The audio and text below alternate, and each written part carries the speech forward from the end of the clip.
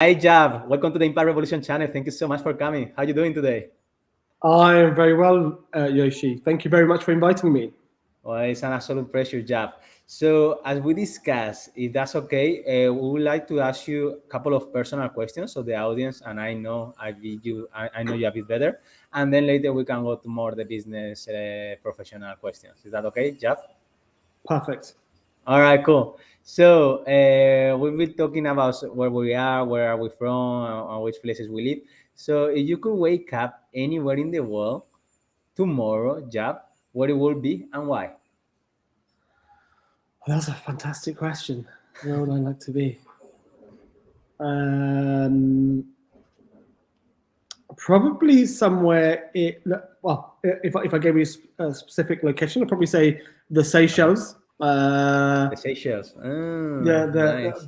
blue water, blue skies, clear water, blue skies, sun Uh-huh. shining, and why? Because um, I guess it comes down to the same thing. It's clean air, relaxing, white sandy Natural. beaches, and I've not been Yeah. on a holiday. I've not been on a holiday this year, so definitely something like the Seychelles would be great. All right, great. Well, I hope you wake up one day and soon. I never been. I always wanted to go. It's a place on my list as well. I heard very good things from there. Good. Now the next question, Jab, is related more personal. Is if I ask you what was your happiest moment in your life so far, what is the first memory that comes to your mind? The happiest moment of my life. Now this might be a bit contentious because I've got Uh-huh. to because it depends if my wife is watching this. If she's watching this, is going to be the day I got married. If she's not watching this, it's going to be the day my son was born. All right. Which Okay. which was in 2014. He's now 9 years old. Okay. And yeah, that's probably I'd probably say if she's listening, then it's going to be the wedding. If she's not listening, then it's going to be the birth of my son. All right, very cool, very cool. That's nice. Well, maybe it's the same for her, so maybe you Yeah, it can probably share is. that, Yeah, yeah. All right, very good, thank you. So, Jab, I look at your profile and I see that you have done many things differently related to culture, to talent. So I was wondering, what is your why? Why do you do what you do, Jab? Why do I do what I do? I have this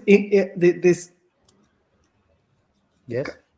probably unexplained need to help people, uh, and that's probably kind of a bit why I kind of got into recruitment, or the kind of the talent side of kind of what I do. Uh-huh. Um, for me, people are the kind of the kind of the tenets of kind of building a great culture within an organization and building the kind of equity for kind of from a people perspective is down to the people itself. So the reason I do what I do is because I want to make the working environment a better place for the people that work within it. All right, very good. And it was Sorry, that this. sounds very cliched, but I guess look, society as a like what you want to try and do is kind of or what ideally I'd like to do is kind of from a diversity and inclusion kind of replicate the way how diverse the kind of the population is kind of around the world in kind of a Mm, workplace culture. So it's important for me for people to feel that at work as well. So that's why I do what I do. totally, totally agree. And actually, it's very beneficial, in the sort of business and different mindsets and innovation and creativity. I think. Mm. So definitely, yeah. All right. Is this something that was always there, and this is a passion that you always felt like, or is this something that happened for some reason in the past? Mm. Yeah. I think it kind of it's happened over time. I don't necessarily think recruitment or kind of uh, people or kind of the talent perspective was probably the thought I kind of had. I think I used to work very much for in my early days. I worked for a family business and kind of then Uh-huh. decided to kind of go on my own and decided, okay, what am I going to do? And at the time, a lot of my friends were going into the kind of people and talent space, and I thought I love speaking to people. I love being around people. A lot of feedback I had from a lot of people were, you're a great conversation starter. You feel very relaxed when people are around you. You make people feel relaxed when they're around you. You're happy to talk to anybody. You can go into a room and regardless of people's background and kind of status and experience, you can have that conversation or start a conversation with them and there aren't any, like, you don't feel like you're apprehensive or kind of some inward looking. So I don't think it was a natural thing. I think it just came over time. It came over time. But then as soon as I got into the kind of people and talent industry, it became a bit of a natural thing for me. Like, I draw power and energy from speaking to people and finding out about them and understanding what they do and what makes them tick and why they want to try and create what they're trying to create. All right, very good, great. Thank you so much for sharing. No, that's very nice. And I was curious, now regarding, the best strategies that you may use in order to practically build and create a successful culture or teams, increase this kind of collaborative communication and collaboration. What are the best lessons learned that you could may share with us today, Jeff? In terms of kind of in terms of collaboration, I think what's important is I think one of the main things is communication, transparency, communication, and then having the right kind of format and tools to be able to communicate, whether it's kind of from kind of top down. Well, I'm talking about whether it's founding teams or CEOs or leaders within the business. I think kind of collaboration and communication kind of go hand in hand, and I think it's very, very important to make sure that, like, it's almost it's probably almost one of the most important things that you need to do as a kind of a founder. And I've worked with many founders now and many founding teams, and I think the ones that I've worked for that have done very, very well have been the ones that have communicated and taken their teams and the people they work with on that journey with them, and actually understand what their culture is, understand kind of what the values are, understand what their mission is. For me, it's very much around making sure that what you're trying to build from a kind of cultural standpoint and the people you're bringing in and the communication you're having with them and the way you communicate with them is transparent and open.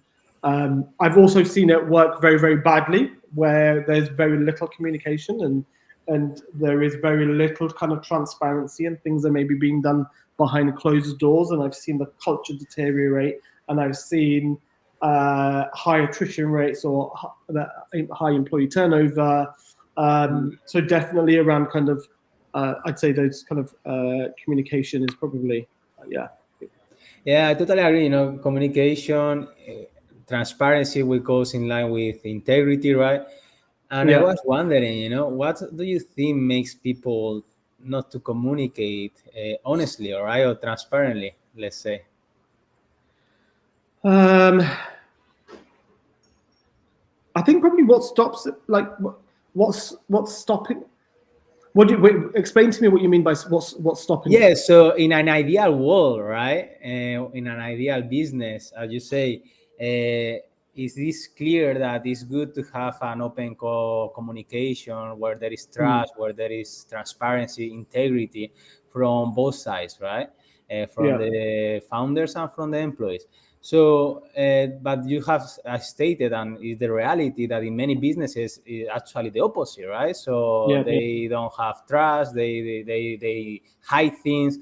So I was wondering, what do you think make some founders or some people or some employers Yeah. to do that? So let's look at that. Let's look at founders and kind of founding teams.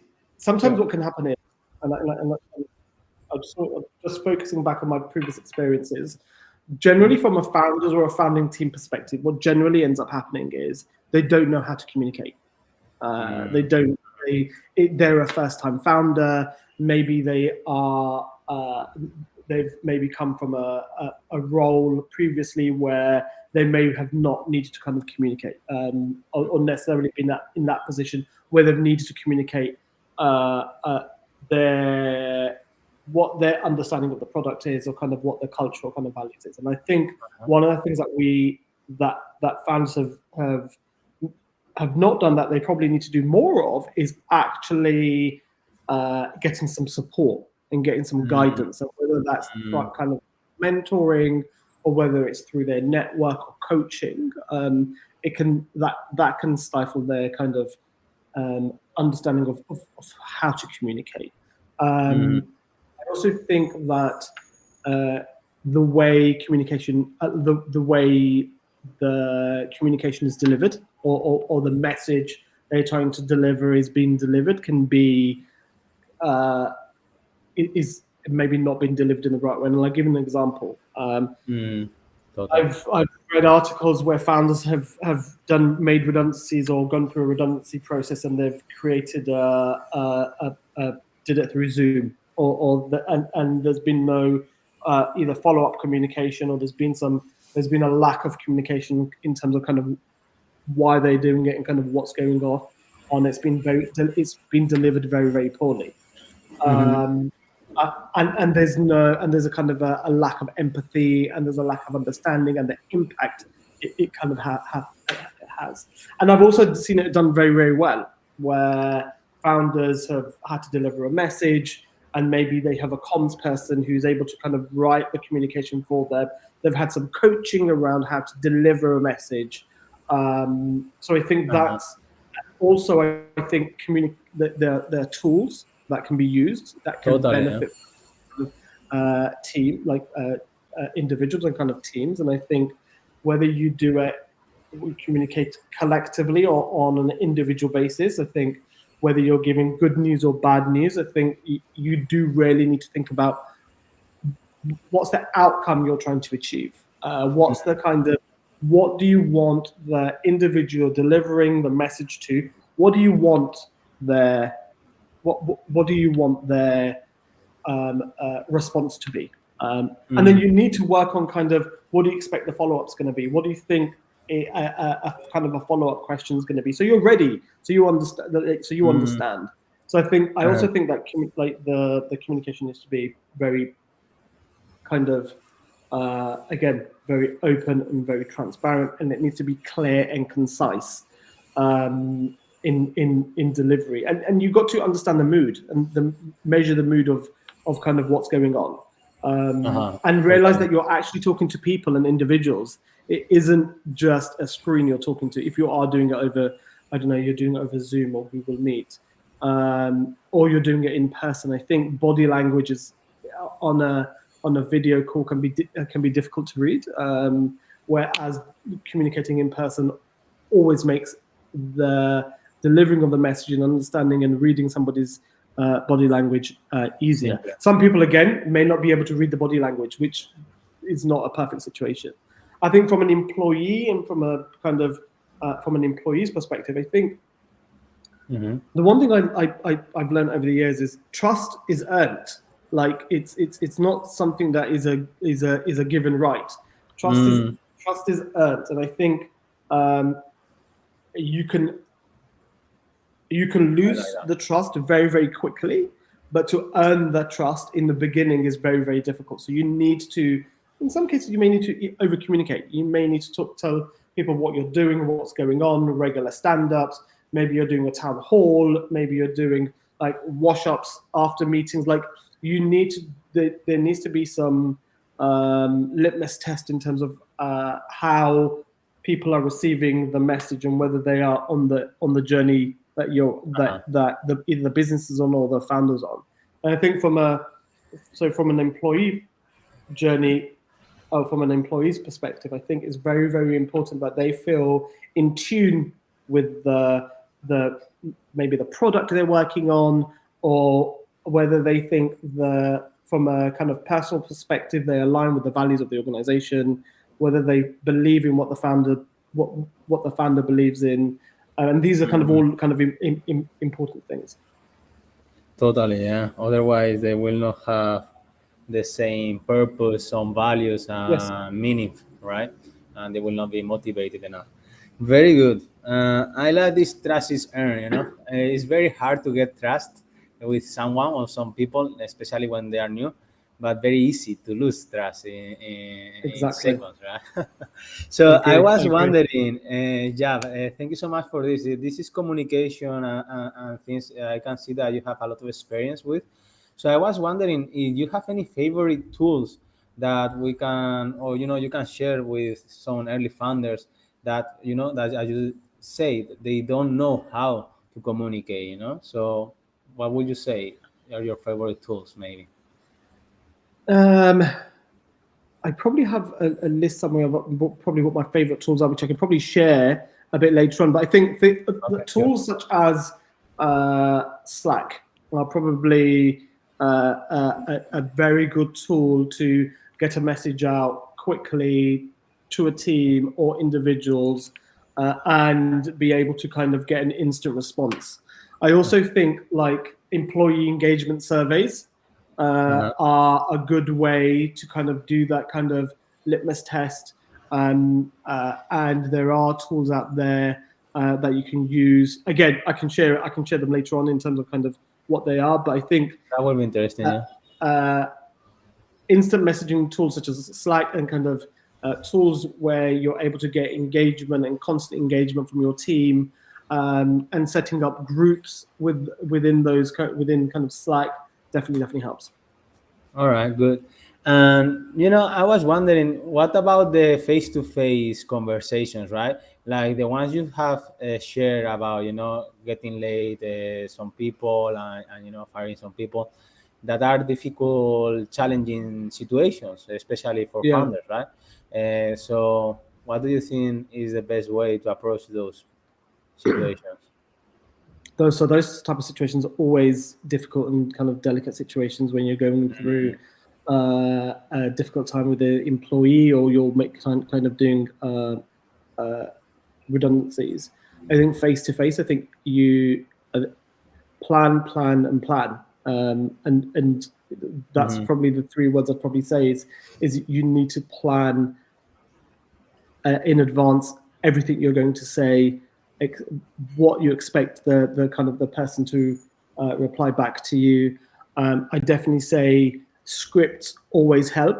Creating Mm-hmm. scripts on what needs to be said, things that kind of need to be covered, from a kind of I'd probably say from a regulatory compliance perspective, make sure you're covering those bases as well from a legal perspective as well.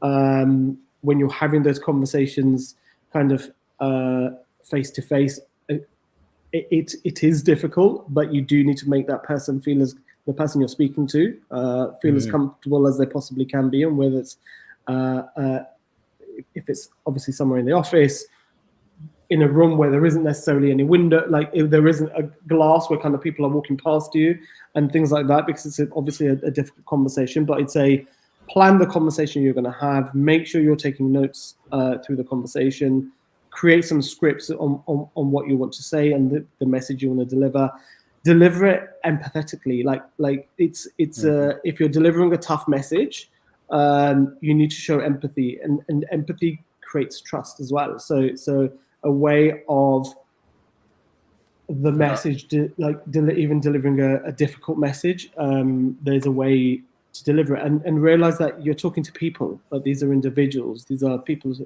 individuals who have feelings, and you need to also make them understand kind of where you're coming from and kind of why you're doing it. Mm-hmm. Mm-hmm. Sure. Yeah. No. Definitely. Yeah. That's what's happening in many cases, right? That there is lack of empathy, understanding, and people have become, in many organizations at least, I think, resources instead of, yeah, humans. And I think Yeah. we are in the time that people are starting to recognize that.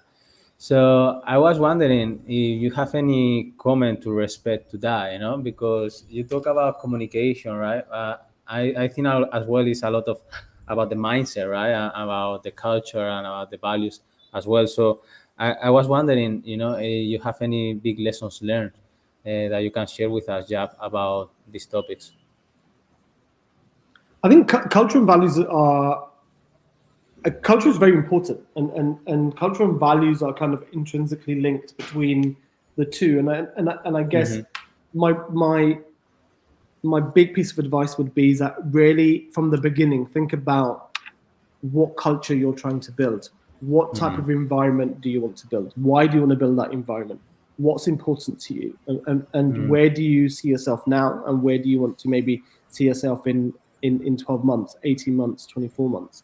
Understand. And from that, you can effectively build your values. And so for me, it would be as when you start creating your business or kind of launching your business, or whether it's kind of MVP stage or pre-seed or seed stage, you need to really think about what your mission is and what you're trying to achieve and the problem you're trying to solve. Create your then start to think about the culture you want to build, and then start to think about your values, because your values will intertwine and your culture will kind of come together and actually homogeneously kind of grow your create a business that you effectively want to create, and an environment you want to create, and the Right. values and the culture and everything else. So that's probably my one big thing I'd say, is that think of it early on. And I can say that, and I can talk that from a personal perspective as well. We Nurture has only been around now for what, 3 months, and we're at that stage now where we have a great business in terms of kind of a great business model. We are kind of growing the business, but we're now at a stage where what's important for us is we have a mission, but what's the culture we're trying to build? And we only last week had an offsite where we actually talked about this. Ultimately, what are we trying to build? Why are we trying to build it? What's the values we want, and ultimately the culture we're trying to create? All right. And as a co-founder of Nature, what do you guys, or what is your mission exactly? So in terms of kind of what we're trying to do, our mission is to help scaling businesses drive long-term success by putting exceptional people experiences at the heart of their company. So effectively, what we're trying to do, we're trying to disrupt traditional paradigms and become the go-to partner for startups and emerging businesses. Mm-hmm. To make sure they're kind of building the environment they want to build to drive innovation and kind of attract top talent and create a culture, create the right culture and foster the right culture for growth. All It's right. effectively what we're trying to do is we're redefining how startups approach their people and talent strategy. Okay, very good. And how do you guys do that? There is a number of ways we do this. Generally, we do this through we have a module setting. So the way we create it, or the way we created it, is depending on your kind of your size and your stage. Mm-hmm. We do that through um, uh, we do that through a number of ways, and I can quickly talk you through what we do. So we do it from a cultural perspective, we do it from a talent perspective, we do it from a tooling perspective, and we do it from a kind of a process perspective. We look at what we do is Uh-huh. we look at a number of things within your business, and we look at your kind of your talent acquisition and your hiring. We look at your kind of HR and kind of talent ops, employee experience. We look at how you're creating your diversity, equity, inclusion strategy. We look at benefits and compensation, and then policies, kind of handbooks and kind of contracts. And within those kind of six core areas, there are many things that kind of cascade into that, whether it's Sure. kind of um, uh, recruitment and selection, or whether it's kind of options plans, or employee health and well-being, organizational design, or change management, or whether that is crisis management, or we're looking at DEI across the whole organization, or putting together their strategy. So Sure. it's wide Very ranging. holistic approach. Yeah, I can see, Jab.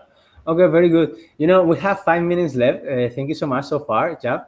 I no was worries. wondering if there is anything else that we haven't covered so far that you would like to share with us.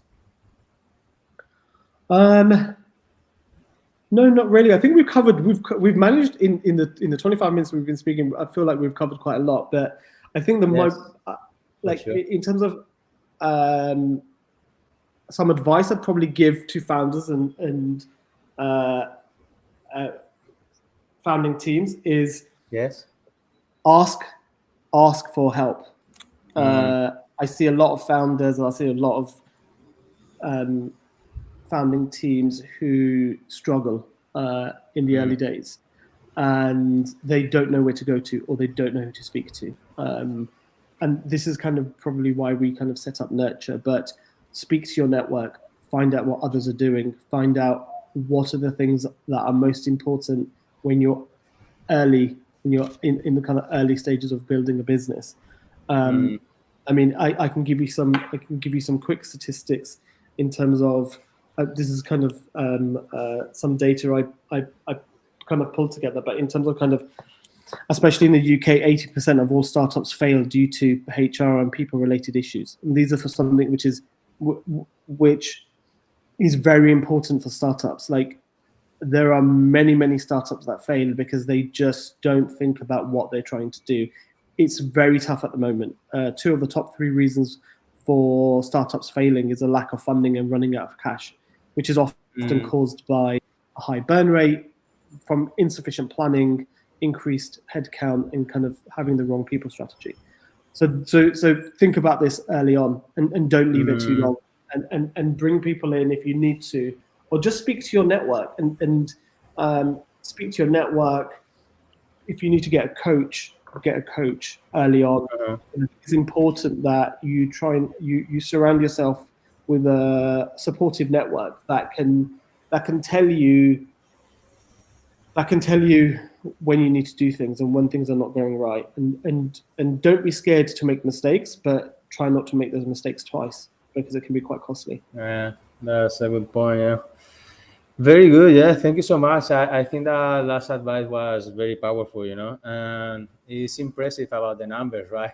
Yeah, Everything could be solved, or many things could be solved if there was some planning and some, mentoring or coaching or training in advance, right? Yeah. yeah, I Uh, agree. and what do you think? I was wondering, why do founders or founding teams, do you think they don't do that? Is that because they are not aware of that need, or what do you think? I think Or, there's a number of reasons. I think some founders think they can do everything, yeah, and I think they it's the quickly ego realize thing that they as well. yeah, I think they quickly realize they can't, and then something has to drop by the wayside, and it generally is the kind of people and talent um, kind of Mm, strategy part of kind of what they're effectively trying to build. I also think the pressure of burn rates, getting getting a product out there, um, and actually time. I think time is probably one of the bigger things. A lack of time, resource, and experience. I'd probably usually to blame. mm, definitely, yeah. Yeah, there Look, is a you've got lot a of tough to market. You've handle, got Yeah, I was right? gonna say uh, you've got a tough market out there. Look, uh, there's pressure on valuations. There's a tough VC market investors, out there. everything. Yeah. Yeah, you need to reduce. You need to kind of reduce burn rate to achieve profitability sooner. Like founding teams have even less bandwidth to kind of focus on their kind of people and talent strategy. So I think definitely, yeah, get some outside help or use your network. Uh, You're not always necessarily going to have the money to do that, but you definitely use your network. Definitely, I like it. Thank you so much. We are in the end, and I just wanted to ask you a last question, one of my favorite. Yes. If you could leave a big message to the whole world, Jab, what would you leave? So one message I could do: treat people fairly. Mm, Okay, great. And the Thank you. reason I say that Yes. is I Uh-huh. am a huge believer of justice, equity, diversity, and inclusion. And I think to build an equitable society, you have to treat people fairly. Mm-hmm. Totally, totally. Actually, you remind me to my last messages yesterday, where it was about being more kind. Can we be more kind to people, to other Yeah, people? Even if we don't know them, it doesn't matter. yeah, It's a big reflection, right? Because that's natural in us. It's supposed to be. exactly. Wow. Yeah. Very good. Thank you so much, Jab. I love it. I love the time. And I don't know if you Thank you have very anything much. else Thanks for having me. to. Yeah. Thank you to you. I don't know if there is anything else you want to share, or we No, call it that's a it. Thank you. for now. Thank you so much, Jab. Take care, mate. We talk Thank soon. you. Bye bye. Bye. Bye Bye. bye. Bye.